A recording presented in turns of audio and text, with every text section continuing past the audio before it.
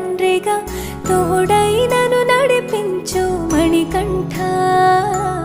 కష్టాలే తరిమినా కన్నీరే ముంచిన నీవే నాకు దిక్కు కదా అయ్యప్ప.